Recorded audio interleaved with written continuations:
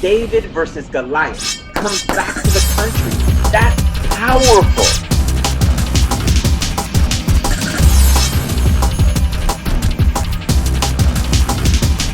Our guest today has rocked the national political landscape with some straightforward organizing. We hope today to get to the bottom of the logic and maybe answer some very important questions. Mr. Chuck Rocha is originally from Tyler, Texas, is currently the president and founder of Solidarity Strategies and former senior advisor to former presidential candidate Bernie Sanders. Mr. Rocha has spent decades working for unions and getting progressive candidates elected. Welcome, Mr. Rocha, or as I was reminded, Chuck. Thank you, Gabriel, and thank you for having me on your show. Let's get going with some questions. In an earlier interview, you mentioned you're an East Texan, and you quoted your grandmother, who stated, "If you want to live like a Republican, vote for a Democrat." How does this logic inform your activism and organizing? I think a lot about, and thanks for having me, and thanks for lifting up the voices of Latinos and folks around the country. I think it's very important for our gente to hear and see people that look like us on media running campaigns. That's the crux of why I do all of this work. I think where I come from is a big part of how I look at the landscape of how to run campaigns, which from the outside looking in, people don't realize that there are not people like me that actually get to run campaigns at the most senior level of power, like I've gotten such a privilege to do. I grew up on a farm in rural East Texas. My mama was just 15 years old. So I spent a lot of time with that grandmother who you just said I was quoting, which is right. So my grandmother would get off of work at 3 o'clock in the afternoon. My mother was a single mother, so she worked 2 or 3 jobs like lots of mothers out there around the country. And so we would get off the school bus about the time my grandmother would get home, and we lived in a trailer house or a mobile home next to her on that little farm. So I would spend every evening with her and my grandfather as kind of a latchkey kid when she would get home from work, which was just a little bit after the bus would drop us off because we lived so far out of the country. And they didn't really have much. They had this little 20-acre farm. My grandfather had never gotten past the 3rd grade, and my grandmother was working in an air conditioner plant where she would ride around on a bicycle and inspect air conditioners. So nobody in my family was ever political. Nobody in my family had ever talked about politics. We were just trying to make a living every day. And I remember as I got older and in high school and trying to figure out what politics was and had to take history is when I remember her saying that quote to me when I went to work in the factory when I was 19 to join the union, which I'm sure we'll get to. But looking back at those days, I'd asked her why she was a Democrat or if she was even a Republican. I had no idea. I knew nothing about politics. Nobody in my family had ever really been involved in politics at all. Nobody in my family had ever been to college or actually been in any kind of profession. We were just factory workers and day laborers. And so it was that quote was the first time my grandmother had ever mentioned politics to me at all when I went to work for the union. And she was really proud that I had a union job that had health care, because at that time I had my own son when I was 19. So it was really a big deal to have health care. I imagine that she started that quote with the word, my grandmother would have called mijo. Did she call you mijo? Then is that the quote? How did she start the quote? I'm curious. This was interesting. So I come from a mixed race family. So this was my white grandmother. So I had a white grandmother named Mama who did this quote, who I spent a lot of time with. My Mexican grandmother who called me mijo, who was Carmen Rocha.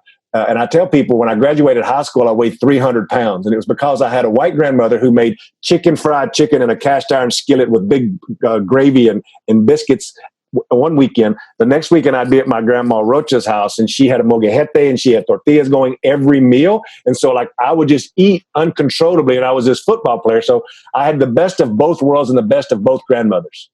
So you had all kinds of barbecue, Texan barbecue and Chicano barbecue. Oh my God, that's what I'm saying. I had regular fried chicken and cat head biscuits, and I had homemade flour tortillas at every meal. Excellent. Well, let's move back to politics here. Oh, sorry, I could talk about that. No, that's okay. So you've done something that most consultants thought wasn't possible. 73% of Latinos voted for your candidate in Nevada. How did you manage to look past otherwise conventional wisdom to accomplish this? I think of having a career that spans 30 years, that I knew exactly what the other candidates would be doing, right? And because Bernie, and God bless him, and Jeff Weaver for putting me in a position of authority in the campaign to run the whole campaign, I could be in a budgetary authority to where I could oversee all of the operations, not just the Latino operations. So I made the Latino operations a central point of the entire campaign not just siloed off in some little department. You've seen me talk about not having a Latino department and making it part of the overall operation. I think that was A. Knowing that the other campaigns would spend very little time until the very end talking to Latinos. And when they did, I knew that they would only be talking to probably that 19,000 Latinos who had a past history of caucusing. We started early, so we started 9 months out. Our first time we talked to a voter in Nevada was in Spanish, which is crazy, and I knew nobody would have ever done it, and I wanted to make dang sure that I could go back and tell people when the story was written that we so prioritized the Latino vote when a reporter or somebody stuck a microphone in my mouth and said, well, how do you prioritize? You prioritize by doing. So showing that and going and opening the first office in the barrio, opening up in the neighborhoods, making sure that the first communication was in Spanish, starting early, prioritizing this, knowing that the other campaigns would not be there till the last 2 or 3 weeks like they had always done in every campaign I'd ever worked with them in, really put us a step ahead. I remind people this is crazy, that when we took our first poll in Nevada, 7 months before the Nevada caucuses, Joe Biden was winning the Latino vote by 5 points. And to go from losing the Latino point by 5 points to your point of winning it at 73% was incredible. And that's the best case study you could give to somebody when you invest in our community early, when you hire Latinos to run the overall operation, and then you show cultural competency by having Latino vendors and Latino staff actually making the products. It's a no-brainer. Now the proof is in the pudding of why you win so overwhelmingly when you do all the things that me and my friends had always been complaining against other campaigns for not doing. It was really, really a blessing to be able to be a part of that. So, laying some foundational kind of stats for what's occurring right now. In 2016, only 47.6% of eligible Latinos voted, compared to 65.3% of whites, 59% African Americans, 49% Asians. This potential turnout or lack of turnout is at the core of the issue. So, related to intensity and enthusiasm, in a national Latino decisions poll released on April 24th of 1,200 Latinos, 59% stated they will vote or are leaning towards Joe Biden, with 18% undecided. When asked if they would vote for what would be more or less likely to support Democrat Joe Biden if he selects Nevada Senator Catherine Cortez Masters, the first Latina ever elected to the U.S. Senate, as his vice presidential running mate, 67% of respondents stated that they would. When asked, would you feel more or less enthusiastic and motivated to turn out and vote in November if Joe Biden selects a Latina such as Cortez Masters for his vice presidential running mate, 72% of respondents stated that they would be more likely to turn out and vote. So my question is, in an earlier interview with on this channel with Congressman Tony Cardenas, your friend and my friend, we discussed a Latina such as Cortez as a vice presidential candidate. His response, and when asked about the ticket, his response was that it was a winning ticket. Is having Senator Cortez or any other Latina qualified candidate a winning ticket for Biden in November? The simple answer is yes, but as a political consultant, I want to expand and say why. Joe Biden has weaknesses. He has tremendous weaknesses in a few places. He has a lot of strengths too. Let me be clear. But when you pick a nominee, and I've run presidential campaigns, I ran Bernie Sanders' race and others, you look for how you get a strategic advantage. I saw an opportunity to have a strategic advantage with Latinos over everybody else, and for the primary. And so we implemented a strategy. For the general election, Joe Biden underperforms with Latinos based off of the numbers that you showed a while ago compared to Hillary Clinton or Barack Obama. Like, he has to get those numbers up to win against Donald Trump. So the reason that it's a winning strategy is because he underperforms with Latinos and he underperforms with young people. And let me explain this. I've been working in campaigns for 31 years. I understand the nuances of what our gente is and what our community looks like. And what a lot of quote unquote white professional consultants don't understand is that not only are we not monolithic, that's pretty easy to explain, but our community on whole for voters are 10 years younger than a white or a black voter. So not only are you getting to a demographic that speaks some Spanish, some non-Spanish, some Spanglish, but you're also getting to a younger demographic. There's two places that Joe Biden is weak in both. That's young people and Latinos.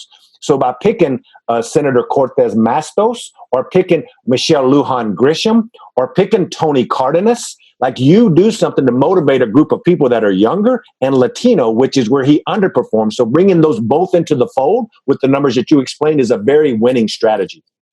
Do you think the Biden campaign, and I don't know what they're thinking, but I'm just wondering, is the Biden campaign wondering whether whites, African Americans, Asians, and crossover Republicans won't vote for Biden if there's a Latina on the ticket? Is that a consideration?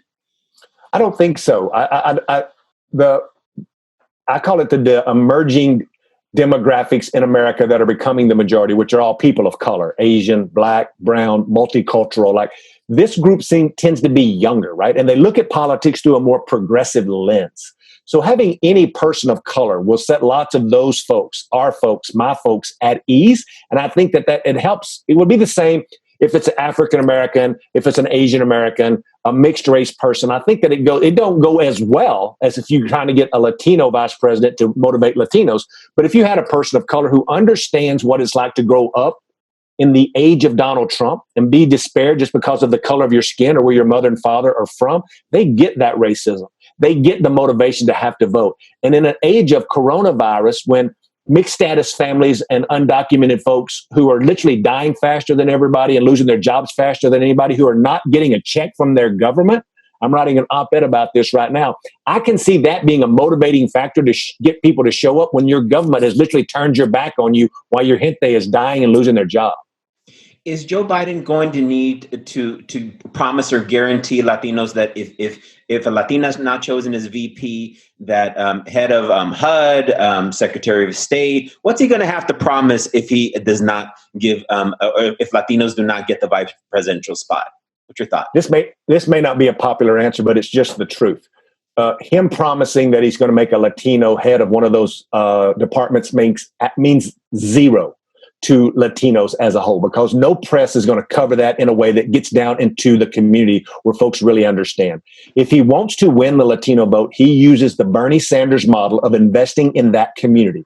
You take one of your surrogates, you take Tony Cardenas, who is a great public speaker in Spanish and in English and all the things, and he's a real advocate for Latino consultants, Latinos in C-suites, Latinos in press. Like, you take that man or some Latina congresswoman or senator, and you put them on every mouthpiece, in every radio commercial, in every digital ad, speaking to camera like I am, saying, you have to go vote for Joe Biden because of this. And I trust Joe Biden, and I'm brown, and I'm from your community. That's what we did with Bernie Sanders, and it was freaking Bernie Sanders, right? So he's not some Catherine Cortez Masto.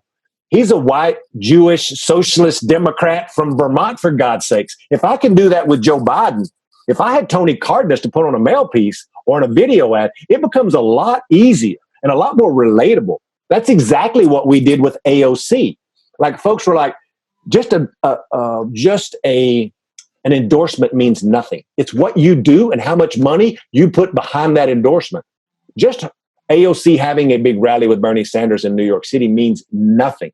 But me taking her in the studio the next day and recording a TV commercial in Spanish that I delivered to every Latino on the ground in Iowa through paid digital ads, texting, to where you spend some money behind it to get it out to everybody, then you start making a big difference with them endorsements. So moving on to digital organizing, in a recent piece in the New York Times, David Axelrod and David Plouffe write that Biden must develop a whole new digital campaign to compete against Team Trump. One that is relational, utilizes a powerful surrogates, like you've mentioned, and that embraces a whole new suite of virtual data-driven tools and creative tactics. What strategy and tools should Biden be using? You've gone over this, but how would you respond in terms of using that strategy, that Axelrod and Plouffe, for Latinos? I've known David and I've known Plouffe for a long time, and they are peers in this work. And I agree with some of that, and I disagree with some. I agree that he needs to have a robust digital strategy. But if you use white consultants and non-Latinos to talk to Latinos through a digital platform, you're going to lose, because they're just Google translating something into Spanish and throwing it on Univision, digital web-based something or another, and thinking that that's your outreach. That's not how you mobilize Latinos with digital outreach. And it's not through relational organizing either. Relational organizing is super good and it's super effective, but it's not scalable, big enough for a national election or a big state like Florida. The way I would solve this, and the way that we solve this with Bernie, is now that you can't mobilize on the ground door to door, which is what most presidential campaigns think is the only way you talk to black or brown people in the last 2 weeks is to put brown and black canvassers in our neighborhood knocking on doors. The way to actually do that is create a distributed organizing model. So your black and brown volunteers, and specifically your Spanish speakers, can log on to a distributed digital organizing platform that literally my firm created, that we own, and we sell the technology now to other organizations, where you can have a Latino Spanish speaker in LA call into the system that's on your laptop or your desktop. Because LA probably is now going to be targeted for a presidential election, right. You can be connecting that Latino to the Latino that's in the eastern side of Pennsylvania talking about— We're volunteers here. Right here would be volunteers. Right. And you would get onto this thing as a volunteer and be texting people and calling people. This is what we're calling the virtual door knock. So do you think the Biden campaign— so Echo Research did some research of like 30,000 voters. They found that Latinos are just very ambivalent about Joe Biden. Does the Biden campaign or National Democrats understand the ambivalence of Latino voters? And do we, within the next 6 months, do we have enough time, and are they investing enough in order to get the job done? That's a great, and that Equi's Lab thing was really good. And Stephanie Valencia is a friend of mine, a dear friend of mine, and I think they're doing incredible research. And if we'd had this 10 years ago, like, I think what they're doing is groundbreaking. So are they doing enough? No. Do they have enough time to make it up? Yes. But not with the current ways that they have. I have seen them do this work over the last 30 years. So what I'm getting at there is you can't just do the same old things you've always done, especially with Corona, or it just won't happen. But you know how I know that it would work and you still have time to do it?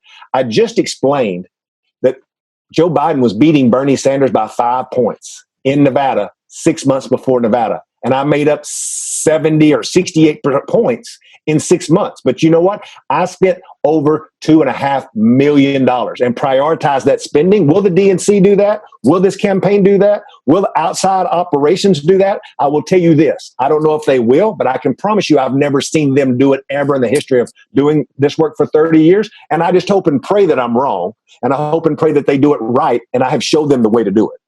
So, most consultants and national organizations, I think you would agree, don't understand that Latinos were heterogeneous. You've got Mexican American, Central American, of the Latinos on the Southwest, 70% are Mexican American. In LA, you've got a large Central American population. You've got mostly Caribbean, Cubans on the East Coast, although it's very diverse. So so as many observers of Latino politics have lamented about the sleeping giant, is the sleeping giant that has potentially woken up Mexican Americans? Is it Latinos in general? What are some nuances that you've seen about the sleeping giant? And did you wake up the sleeping giant? We definitely, beyond a shadow of a doubt, dismissed that term that I hate, which is the sleeping giant, because I think that, and I know that, and I know you're not meaning it that way. You're regurgitating what we've all had to regurgitate, which is the way that the press covers this. And I understand that. The most aggravating thing about the sleeping giant metaphor is that I know beyond a shadow of a doubt, the reason that we haven't performed in the way that our counterparts have, Black Americans, white Americans, is that nobody's ever spent any money to ask our gente to vote. So we're not going to vote if you don't ask us or invite us to vote. That was the exact reason why I wanted to run this campaign for Bernie in Nevada and California and other places that we did this work, is to prove that if you will target a universe of infrequent Latino voters and young Latino voters, they will show up. They may not show up at huge numbers, but I will promise you one thing. They're definitely not going to show up if you don't ask them. So to answer the actually bedrock of what your question is, what does that look like of the sleeping giant or this new demographic? Younger Latinos are way more multicultural. They're way more, not every year and generation younger, they get less Mexican, right? So there's Mexicans out there that has dominated the political scene forever, especially when you come to electoral politics, because those older Mexicans are the ones that are registered and voted, right? So these Central Americans never voted or never registered at a high enough level to really have an impact, except in Florida. You've had all of these Puerto Rican, these Boricuas who moved from the island of Puerto Rico to Orlando, the I-4 corridor, and to eastern Pennsylvania and New Jersey. They are registering because they are pissed. They're pissed that their governments walked away from them in a hurricane. They're pissed about lots of parts of their life right now where they've had to leave an island that they love. And these Central Americans have come here literally running for their lives. So there's an opportunity if you engage them. but you need that cultural nuance to know the difference between those cultures. And it's not enough return on investment for a wide establishment consultants to really dig down that deep to do the messaging in the right way, not to turn them off immediately. So just to be very clear, you're saying if a consultant comes on a campaign and is a Florida consultant and they say, I have the answer because I've studied something in Florida, that doesn't work in Texas where you have majority Mexican American. It doesn't work in Chicago or New York where you have Dominicans, Puerto Ricans, or in LA, Mexicans in Central America. We're very nuanced. And without understanding that nuance, you're nowhere. Am I correct? On the voter file, every one of those people you just talked about shows up as Latino. Right. On the voter file. And that's how every consultant will target that demographic. They will go no deeper than, oh, it's Latino. If we talk to them, let's just take this English commercial, Google translate it into Mexican Spanish that me and you understand is different than other Spanish, and let's put it on Univision. And we have checked the box that said we ran a Latino program. When I was doing Bernie Sanders' presidential campaign, when we were digging into the numbers, because I was so eat up with doing this the right way to show that this is the way it should be done from now on. Even the Mexicans, brother, in California were so much different than the Mexicans in Texas. And they come from the same parts of Mexico, but have grown up in two different government cultures and cultures of people, to where you have this La Raza, like want to take it to the fight in East LA, like where everything started for our community. And then you have these rednecks in Texas that are a lot like me. They talk a little funny. They drive pickup trucks, have big belt buckles, and nobody's ever spent any money talking to them why a Republican is bad. 44% of them voted for George Bush, for God's sake. So they took a lot more investment to move those folks. So you can understand if there's so much difference even between Mexicans, they sure aren't doing the nuances between Central Americans. So some additional thoughts. So there are a number of key swing states in 2020. Is there any chance Democrats can take Texas? If so, how? If not, why? Are any other swing states with high Latino populations missing an opportunity if they act now and appeal to the Latino electorate?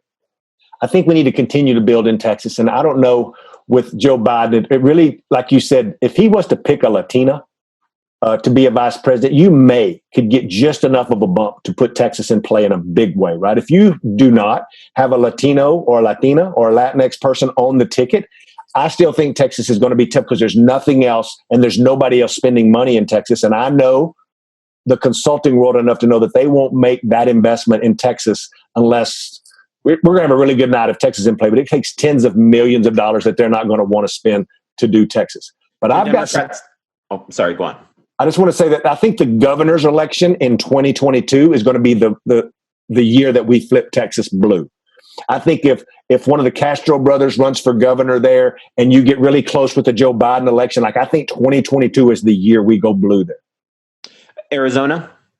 I love Arizona, and I think Arizona is really, really prime territory. And I think that this Mark Kelly's doing a good job. I don't know if he's got Latino consultants around him or his operation, but I know from being there that there is a younger demographic that's grown up under this Joe Arpaio regime out there, and that crazy governor that they had, and now they have Donald Trump. So they're really motivated, and there's a group of immigration activists out there that are really making a big difference. We work with a local group out there called Lucha, who's doing great ground organizing. So I really feel like that we have a good shot at picking up that Senate seat. But don't forget about places like Bethlehem, Pennsylvania, Milwaukee, Wisconsin, who all have these burgeoning Latino populations that are becoming bigger and bigger that nobody's really spent any time about. Like, I'm going to spend time there this year trying to motivate these Latinos in places that are obscure, like my Iowa operation was for Latinos with Bernie, to prove a point.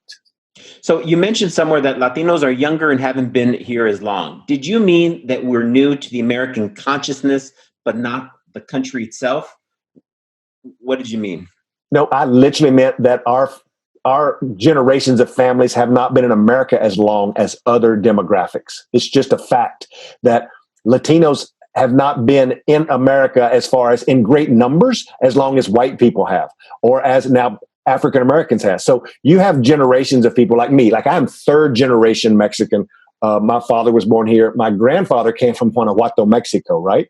So I'm third generation, but that's not really common except in Texas and in California and maybe Arizona. Two states that really aren't part of the presidential narrative for a general election, right? So all of the other Latinos and all of the other states are really younger than the overall demographic, because you take Texas, California, New York, where the older multi-generational Latino families are out of the equation. So just Latino voters in swing presidential states, they're probably children of undocumented workers who came to that state for an opportunity to work in poultry farms in Iowa, the textile companies in South Carolina or North Carolina. Now their children have come of age, right? And so you have this up, they're just younger, right? So it takes more work for an infrequent voter, where you have an African-American population who literally have been teaching their children that you have to vote, teaching them about Jim Crow, about racism, about slavery, like things that have went on for generations, for them to fight for their right to have this vote. That's just hasn't been handed down over multiple generations in the Latino community outside of Texas and California. So in a Latina magazine interview, Bernie Sanders stated, in a Sanders administration, Latinos will not only have a seat at the table, but they will be setting the agenda. I can say unequivocally, a major Democrat or Republican candidate has never said that to Latinos. Does Joe Biden need to say these same Bernie Sanders words verbatim to gain the respect of Latino voters? No, he don't need to say it. He needs to show it, and he needs to show it in his campaign, because nobody in our community believes anything that a white man's going to just say anymore. We've just went down this rat hole too many times, and this is not a dig at Joe Biden. This is any politician anywhere. And the only reason that Bernie Sanders could give that quote is because Chuck Rocha here today can testify. I was running that meeting. I would sit and run the senior staff meetings where everybody else in the room was a white person, except for a few staffers that we had brought in who were running the departments and different things. The point is, you had a brown person running the meeting. So it was easy to say, if somebody looked at Bernie Sanders and said, these are just words, Bernie, you're just saying that we'd set the agenda or do that. No, he had already proven that with the campaign. When we set the policy on what our immigration policy would be, Chuck Rocha, senior advisor, brought in every dreamer and immigrant that was on senior staff and brought them into a room and let them kind of do the policy. So we were literally setting the agenda. Chuck, the brass tacks here is that Latinos tend to believe, and obviously you were part of that Bernie Sanders cares about our opinion. And I think the bottom line is that Latinos are still not convinced that Joe Biden wants Latinos to be at the table setting the agenda. Am I right? I think that you are partially right. I think that us not trusting is absolutely right, because we've just heard it so much, right? And do they really believe Joe Biden? I don't know if they disbelieve him. I think they could believe him. That first poll we ever did in Nevada showed us that they knew who he was. And then just a straight up, nobody had ever talked to them before, Joe Biden seemed okay for, regular caucus going Mexicans in Nevada, because that's basically who we were talking to. What they haven't seen is any information from him to prove that, right? And that's why I keep going back to investment. I had Bernie Sanders, who's never been an immigration stalwart, who's never been leading marches in the vineyards like Cesar Chavez. Like, he had just been a good progressive congressman and senator and mayor, right? But we spent money to tell the community, you know what? Bernie Sanders' father came to America and he couldn't speak English and he didn't have any money. And you guess what? Every Latino and American can tell that story about their father, their grandfather, their grandmother, or somebody who came here looking for an opportunity like Bernie Sanders' father did. But you know what?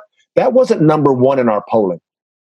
And it took a risk of me knowing our community to say, look, the first time I introduced Bernie Sanders to people, I need to make a connection, not about Medicare for all or where we stand on college affordability, like the white consultants around me were saying. I'm like, no, I'm in charge. This is what we're going to do. And we're going to start with this emotional story that ties him directly to our community. I worry that there's not a brown person in the Biden land standing up going, wait. We should start right now, and we should start with something that's very moving, about something you've done, Mr. Vice President, in our community, to start making that connection. Before we get on to the last question, then you'll have the last word. I want to remind the viewers that on YouTube, if they could subscribe to the BuelnaNews channel and subscribe and press the little button and to like, especially this show today.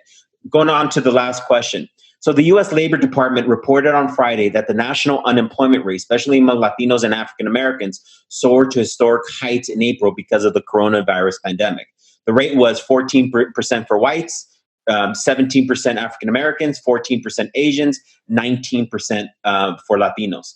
The report's devastating, especially so far as Latinos who remain in the most ravaged sectors of the economy leisure and hospitality. What should Congress and in extension Biden and Democrats do to address the growing crisis among Latino workers? Then you'll have the last word. I think that they should make sure that immigrants and mixed status families, first and foremost, get relief that every other American has. I run a company that employs and has employees. Half of my employees are some form of have been undocumented. They work under DACA, they work under TPS, and I know they pay taxes every single week because I have to match their Social Security and their Medicare just as a small businessman, right? So they're paying taxes, federal taxes that pays for this relief money. Well, guess what? None of them are going to receive a check from their government, and they go to work every day. They have graduated from the finest colleges in America, and I have given them a job, and they do it. They're professionals that wear a suit and tie in DC every day that you couldn't tell from any other brown businessman in DC, but they are not getting a check. You need to, and I'm talking to you, government, House, Senate, treat folks. Don't worry about the politics. There's groups of immigrants and mixed status families. And I think your viewers understand mixed status family is if I'm a U.S. citizen and I'm married to somebody that's a DACA recipient, now I'm not going to get a check because I've married somebody who is formerly undocumented, who's been going through the right steps, had a criminal background check. Like, I get really passionate about this because I think this is the prime example of leaving our people behind. When our folks are getting laid off quicker, your numbers show that, our folks are dying at a higher rate. And now you want to come to me and ask me how I'm going to motivate them to vote when you won't even invest in our community? Like, there has to be real accountability. And that's what's got to change here. Chuck, I know I said the last question, but you triggered something. And, right now, as of the taping of the show, 77,000 Americans have passed away. But in the Smirkana show this morning on CNN, he mentioned that another equal amount has died from alcohol abuse and depression and suicide. With your passion, would you be able to tell viewers, how to survive this as an individual? Forget the politics. That we've talked a lot about politics, but you as an individual, I could tell that you're a caring person. Tell the viewers something that they could use to help them to survive emotionally as we finish up today. I was telling somebody this yesterday when they were asking me in another interview about Latino voters, talking about this being very personal for me. I told them, I said, Latinos are very passionate people. And I said, there's certain things that tie us all together. White people as much, but I just felt like over the generations that more so with Latinos. And I said, it's music, it's food, and it's family.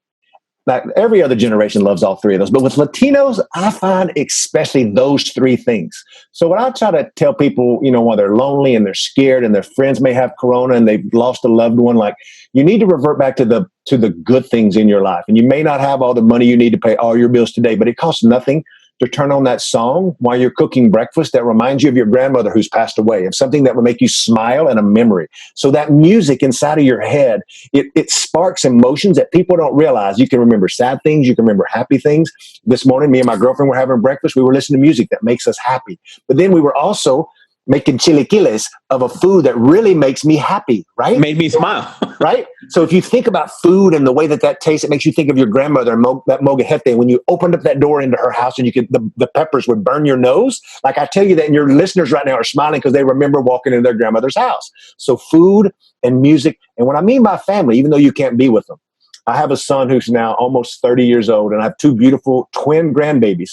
The Rocha boys on the internet is what their hashtag is. And so in the evenings when they're having dinner, their daddy, my son, who I raised by myself as a single father, will sometimes do video messaging with me where I can have dinner with my grandboys, even though we're apart, right? And they don't have the perfect life. And they live in a little house in Pennsylvania where my son is a union welder. And he's a single father as well, carrying on a long lineage of single parents in my family. But that's a way for me to spend strong fathers. Yeah, to be there with my boys, right, and eat with them. So those little things are what I would tell people in a time when you feel sad is music, food, and family will always keep you rooted. So we'll have you back on an episode to go over our barbecue. We're calling Chicano barbecue, but you have the last word. After the campaign was over, I started something called Nuestro PAC. And the reason that I created Nuestro PAC was to have a way to build off of what we did with Bernie Sanders. Everything that I talked about today was leading to why we need to hold politicians accountable for our gente, for our families. And I created Nuestro PAC specifically for that. People on the internet lost their mind because it was a quote unquote super PAC. But I knew that we needed a super PAC in the Latino community that would call out all politicians right in their face to say, you want us to vote for you, then you need to show up for us and show up for us big. So I will continue to use Nuestro PAC to lift up the voices of all of the people I've met all around the country who've been so kind to me and my family. And together, I think that's how we make real change. Viewers of BuelnaNews here on YouTube, again, please subscribe and share. Chuck Rocha, Texan, East Texan, founder of Solidarity Strategies, former presidential candidate of Bernie Sanders, senior advisor. Thank you very much. Be safe. You're in Washington, D.C., right? Yep. Yeah. All right. Be safe. Thank you very much. Thank you.